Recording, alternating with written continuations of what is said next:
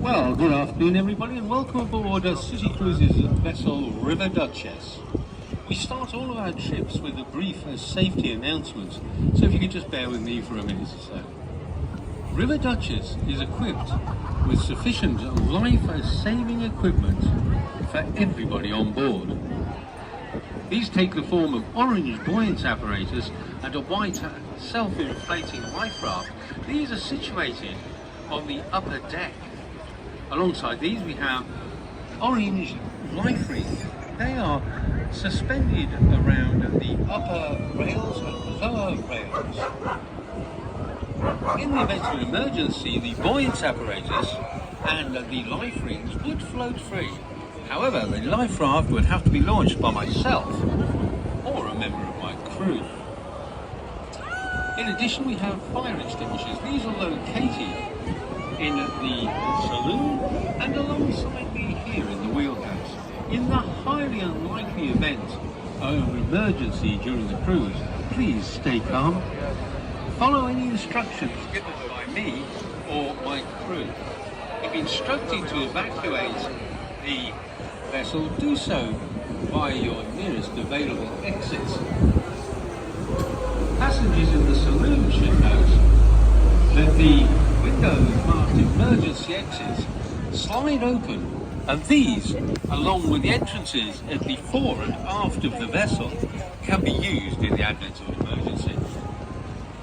In addition, for minor injuries, we have a first aid kit, and this is located behind the bar.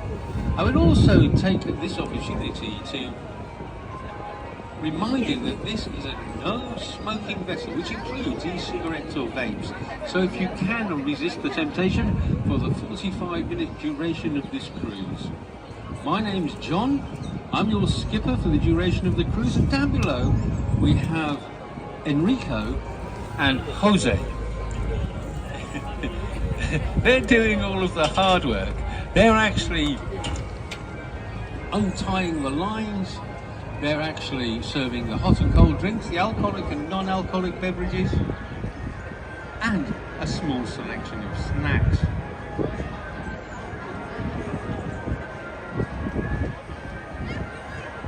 Whereas all I have to do, my name's John, I'm your skipper, all I have to do is drive the boat and make up a few stories.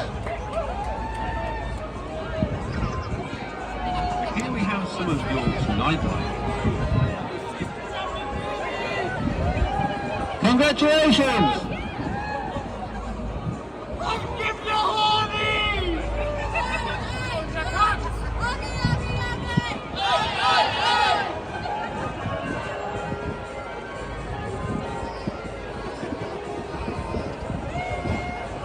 I think the natives are friendly.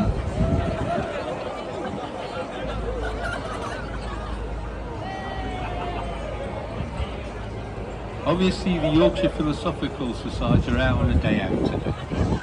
Alright, so as I said, all my job is to drive the boat and make up stories. So first of all, I'll mention this building on the left hand side. That's the headquarters of the Aviva Insurance Group. It's actually also an excellent example of the sympathetic school of architecture. The architect has endeavoured to create the impression of towers, turrets, battlements even, and it's clad in magnesium limestone, also known as York stone, as it was such a popular medium for building in the past here in York.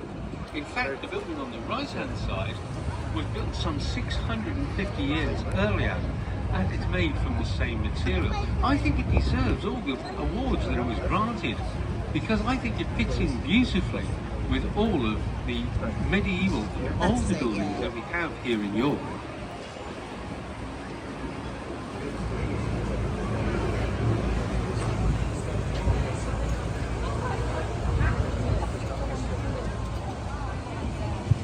Now, one of the most popular, as you can see, there's a lot of people like to share the pleasure of the river, and we actually share it with the rowing clubs. There's 3 rowing clubs just in the next half mile. There's York City Rowing Club, St. Peter's Rowing Club, and the Rowing Club of York University. They are on very high standard. In fact, a member of the York Rowing Club recently competed in the Oxford-Cambridge boat race. So, as I said, a very high standard. Now, directly ahead of us, we have basically the first bridge in the world, railway bridge in the world, to connect inland city with a coastal port. It's actually Scarborough Bridge, which gives you a clue to its destination. It was actually built in 1845, and it was constructed by Robert Stephenson, son of the very famous George Stephenson, who invented Stephenson's rocket. The actual stonework that you can see today is the actual Victorian stonework and designed by Robert Stephenson himself. However, the span was replaced as recently as 2019. To be quite frank, the old Victorian span had got so ramshackle that when trains went over, bits were falling off and causing a hazard to navigation.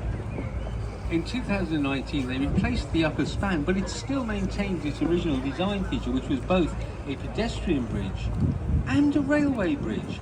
And it can give you quite a start if you share it with a train, because the trains go over with their wheels just about head height. So if you're not prepared for it, it can give you a bit of a start. Oi, oi, oi! Sorry, it was a reflex response.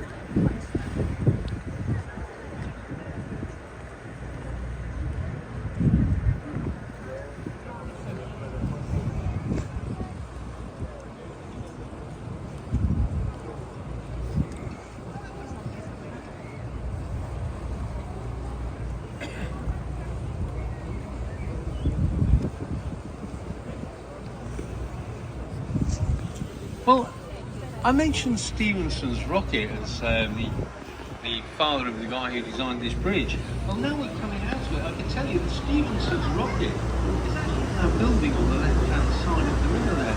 That's the National Railway Museum. And we're really proud of the National Railway Museum here in York, as it was the first ever national museum to be opened anywhere outside of London itself. It's the world's largest railway museum, containing over 150 rail and rail-related artifacts, along with George Stephenson's rocket, who in 1829 was the fastest machine in the world. It could travel at 30 miles an hour. Doctors of the time said, surely man can't travel at such velocitudes without losing his mind. However, it turns out they could. Another one of the very fast trains we have in there is one of the Japanese Shinsen bullet train. In fact, it's the only bullet train on display anywhere outside of Japan. Now, my favourite is Sir Nigel Gresley's steam train, the Mallard. The Mallard took the world steam speed record in 1938. It achieved a massive 165 miles per hour, a record that's still unbroken today. lots of passengers do actually ask me, what do you think Nigel Gresley, why do you think he named his fastest ever locomotive after something as cumbersome and ungainly as a duck? Well, Sir Nigel Gresley was a keen ornithologist, and as such, he would have known that that unwieldy creature, the common duck, in straight and level flight can reach 75 miles an hour. It's actually one of the UK's fastest birds in straight and level flight. Ornithologists have hotly debated why something as ungainly as a duck should be able to reach such fast speeds. I think the consensus opinion is so fast just because it's so very, very tasty. Anyway, let me tell you about the river we're on. We're on the River Ouse. Now, there's 5 river ouzes in England, but none of them are interconnected waterways in any form. The only thing that actually connects them is their name, or rather the Celtic root of their name. It's the Celtic word Utsa, meaning fast-flowing water or river. So in Celtic terms, it could be said that we're actually travelling on the river. It's the 6th, the longest river in England, and the only one in the top 10 that runs entirely in one county, and that's the beautiful county of North Yorkshire. It has no source of its own. The river is made from the confluence of 3 others, the River Swale, the River Nid, and the River Ure.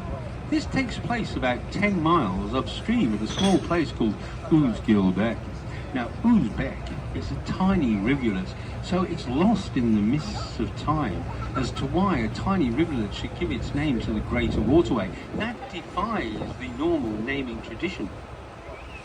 But we do know from ancient Saxon writings that this has been the River Ouse for over 1,300 years. In addition to having no source of its own, it also has no estuary of its own. It actually meanders down for about another 64 miles, and then it empties into the River Trent, which in turn empties into the Humber, and that then meets the North Sea at Spurn Point. It's about 85 to 89 miles in total by river. People ask me if the river's very polluted because of the colour of the river. Well, in fact, the reason the river's this coloration is that over 2,000 square miles of Yorkshire countryside drain off into this river. Now, in those 2,000 square miles of countryside, there's lots of peat beds. Peat beds contain tannins. And as the tannins in your cup of tea turn your cup of tea brown, thus the tannins absorbed from the land by the rain fall off actually dyes the water this greeny brown colour. And in fact, if you've had a cup of tea or a cup of coffee today in York, you've been drinking water from this very river, as it still supplies York and all the surrounding countryside with all of its water needs.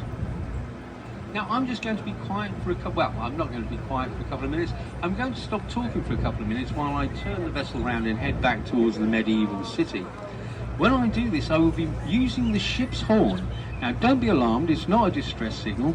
It's a maritime signal, 2 short blasts, meaning I'm turning my vessel to port, so that any other vessels out of line of sight will know there's a vessel manoeuvring in the river.